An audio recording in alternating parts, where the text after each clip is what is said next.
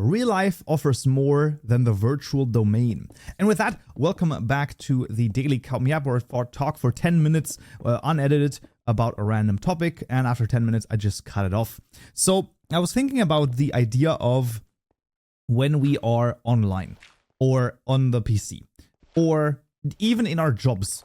A lot of this stuff, and we talked about this before, a lot of things we do nowadays are all virtual, right? They actually, when you really think about it, do not exist in the real world. Now, obviously, you can say, well, there's a hard drive somewhere where ones and zeros are being changed, so something exists in the real world.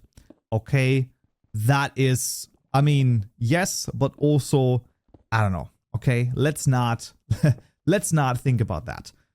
Let's think about the fact that a lot of things we do are now in the virtual domain. This is not a bad thing necessarily, because I am a computer science major. I grew up with this. I am on the PC a lot of times, I'm just on the PC a lot. And that's okay. That's fine. I don't think that that's a bad thing. Because, you know, as long as you have some sort of balance or as long as you're not addicted, right? So if you can spend a day outside with family and friends and you're good and you're not like, I have to get back to my PC, I think you're fine, right? If you can spend that day honestly and forthrightly and you have a good time, then I think you're most of the time pretty good. But what I wanted to talk about is the idea that when you have specifically in the realm of hobbies and spending free time, real life is more impactful than online or the virtual domain. Because yes, you can have online friends, that is absolutely real, that is valid, that is a thing that you know, when listen, okay, let Unk tell you about the time when that was a thing that people didn't even know existed. Okay, so I started doing YouTube content in like 2010. Never really big successes anywhere. It was also in German, and from there on I basically met, I would say, like a handful of friends that I'm still friends with today. Now, of course, there's a boatload of people that came and went sort of into my life. I went into their life, things like that. That's just normal ebb and flow that happens, right? That's totally fine. But I'm still friends after 15 years, basically, with a couple of other people, and it is amazing to me because back in the day, right, like 2010, that was still where you're like, oh, online is, it's dangerous to go online. Who knows what's happening there, right? And it's like, that's crazy to me because the culture shifted so damn fast that, it's the dating statistics, where they met, right? So, there was the crazy thing, when you look at it, the graph for online just goes freaking nuts. I mean, even after 2000, you get like 10% that met, and then around 2010, and then all of a sudden it just shoots up, and now at this point it's over 50% of people, like in terms of a dating context, meet online. I think it's a good proxy because it doesn't matter whether or not it's dating or just friendship. It just shows that any relationship with another human being gets created there, and unbelievable to me. And it's interesting. It's very, very interesting that this is pushed so. I mean, it's not pushed.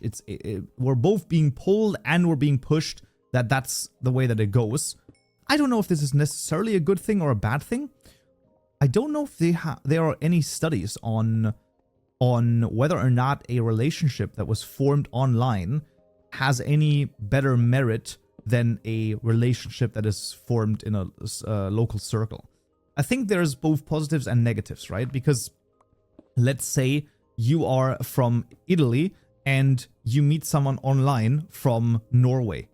The likelihood of you two meeting in a normal context in real life is unbelievably low. Yeah, of course, they might make a trip down to Italy or whatever it might be, but it's very rare. Like, let's be honest. But online, because there's basically no borders online. Now there are, which is stupid, but that's a whole different issue.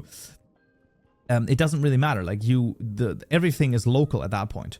And that, once again, like I said, that has positives and negatives, because everything is now local. You have way too many people, right? You have a breadth of people that the human mind is definitely not made for, right? The what is this? The Dunbar's number, right? The number of stable social relationships a human can maintain is about 150. I think that sounds about right. I think that there's 100% some variation where you're like, what would you say?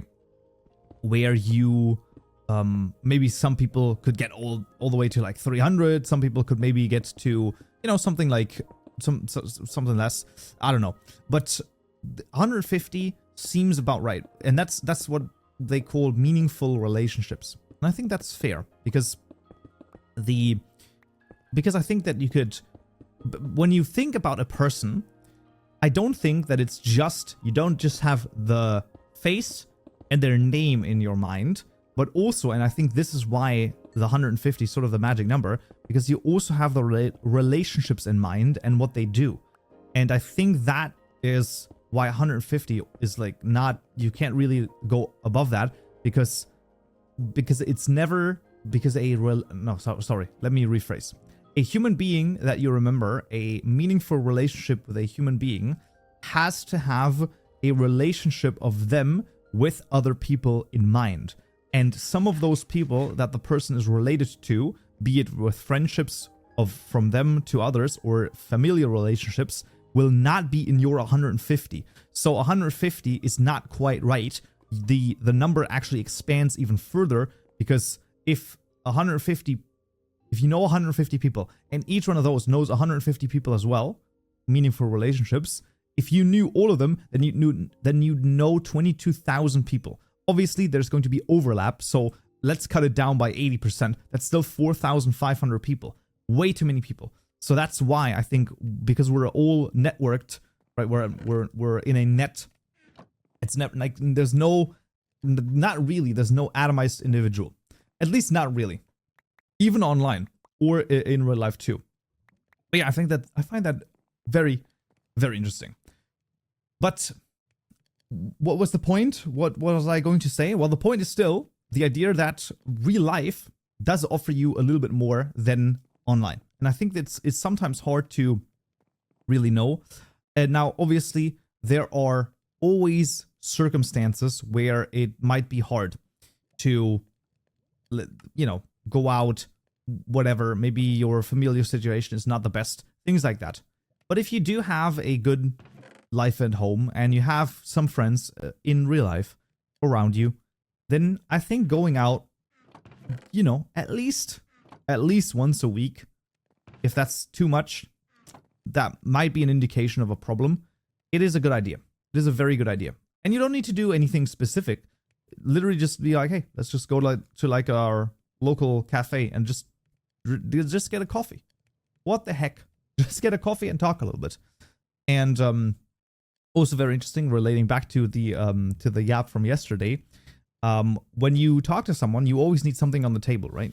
It is very strange. It's a very strange behavior. It's very rare that you can sit down with someone and not have something to eat or a snack or at least a glass of water or something on the table, because otherwise it feels strange.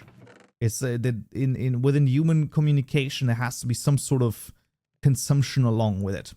And yeah, I also, there's Don't Eat Alone, I think is the Don't Eat Alone is a book. I actually never read it. I thought it was interesting. Maybe I should do that. Expanded upon and updated. Oh, other secrets to success, one relationship at a time. Well, there you go. Maybe I should read that as well and come back with a book review. Oh, that's actually a good idea, right? Shouldn't I do some like book reviews in some of these yaps? I feel like that could work, because that's sometimes an interesting idea, and I think I could do like 1 or 2 books in one of those yaps, 10 minutes. I think that's fair. But yeah, talked a little bit about how couples met, how online is fine, but real life will probably be more fulfilling in a lot of capacities. Any practical advice?